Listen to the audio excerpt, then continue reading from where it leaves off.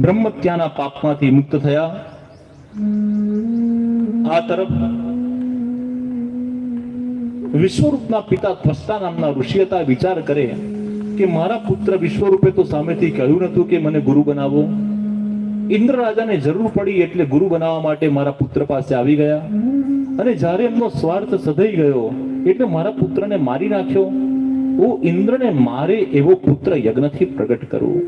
એટલે ત્વષ્ટા નામના ઋષિએ એક યજ્ઞનો પ્રારંભ કર્યો છે.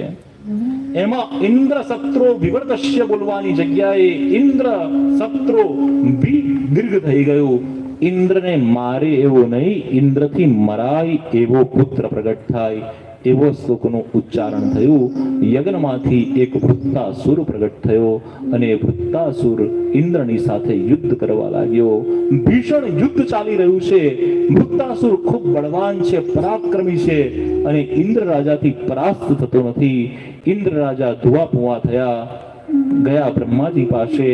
આ વૃત્તાસુર મરાતો નથી. ચાલો હરિનારાયણ પાસે, ભગવાન હરિનારાયણ પાસે ગયા. હરિનારાયણ કહે છે કે જો દધીચી નામના ઋષિના હાડકા નું વજ્ર બનાવવામાં આવે અને વજ્રથી તમારું રક્ષણ થશે અને વૃત્તાસુર મરાશે.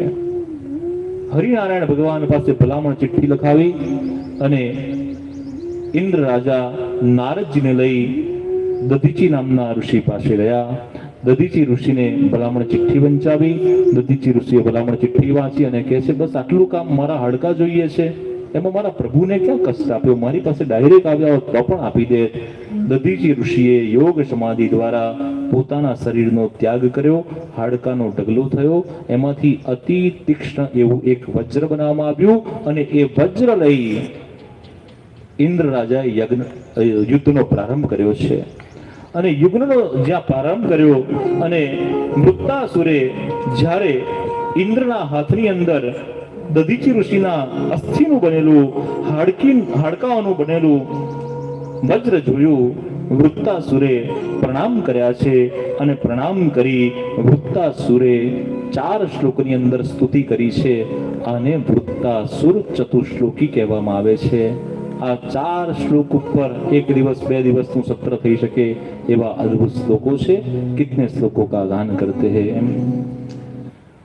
અહમ હરે તૌ પાદે કમૂલ દાસાનુદાસો ભવિતાસ્મિ ભૂય મનસ્મરેતા સુપતે ગુણાસ્તે ગૃણીતવાક કર્મ કરોતુ કાય નનાક પૃષ્ઠમ ન ચ પારમેષ્ઠ્યમ ન સાર્વભૌમમ ન રસાધિપત્યમ ન યોગ સિદ્ધિર પુનર્ભવમ વા સમંજસત્વા વિરહૈયકાંક્ષે અજાત પક્ષા ઇવ માતરં ખગા સન્યમ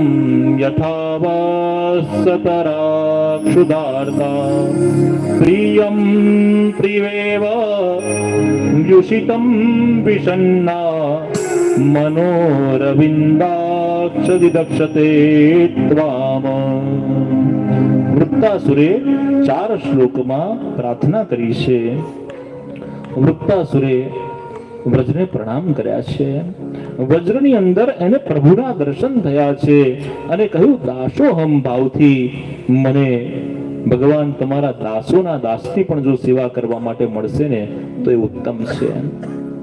આપણે બધા અહીંયા ભલે ખુરશી અને સોફામાં બેસીને કથા સાંભળીએ, પણ કદાચ બહાર સિક્યુરિટી ગાર્ડ હોય અને બધાને પ્રોપર માર્ગદર્શન આપતા હોય તો ભલેને કથા ન સાંભળે તો પણ એને કથાનું એટલું જ ફળ મળે.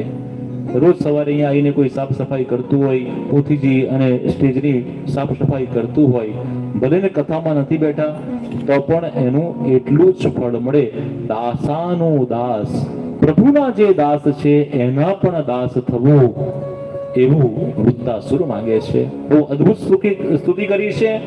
અને જ્યાં આ સ્તુતિ પૂર્ણ થઈ ઇન્દ્ર રાજાએ વૃત્તાસુરનો વધ કર્યો છે. વૃત્તાસુર મરાયા. પરીક્ષિત રાજા સુખદેવજી મહારાજને ગંગાજીના કિનારે કહી રહ્યા છે કે વૃત્તાસુર તો રાક્ષસ કુળમાં પ્રગટ્યો હતો, તો એણે આટલી સુંદર કથા કેવી રીતે, આટલી સુંદર સ્તુતિ કેવી રીતે કરી, એ કોણ હતો? ત્યારે સુખદેવજી મહારાજ પરીક્ષિત રાજાને કહે છે કે ગત જન્મની અંદર આ વૃત્તાસુર ચિત્રકેતુ નામનો રાજા હતો. ચિત્રકેતુ રાજાને 1 કરોડ પત્ની હતી, પરંતુ સંતાનનું સુખ નહોતું. 1 કરોડ પત્ની પણ સંતાનનું સુખ નહોતું. બહુ ઉપાય કરે છે પણ સંતાન પ્રાપ્ત નથી થતું. અંગિરા ઋષિ પાસે ગયો. અંગિરા ઋષિ કહે છે કે તને સંતાનનું સુખ નથી, તું પ્રયત્ન કરવા છોડી દે.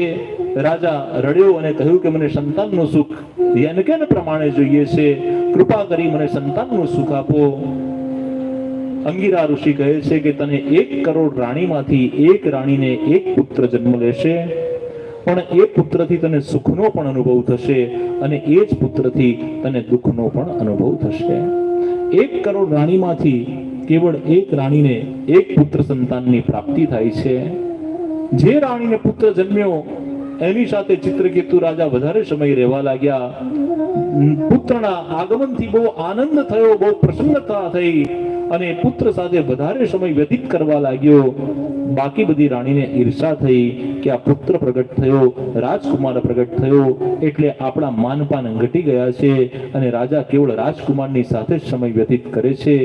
એક દિવસ દૂધમાં ઝેર ગોળી બાકી રાણીએ ભેગા થઈ એ રાજકુમારને મૃત્યુ દંડ આપ્યો.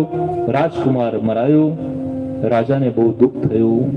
મારો પુત્ર કરી આક્રંદ કરવા લાગ્યા.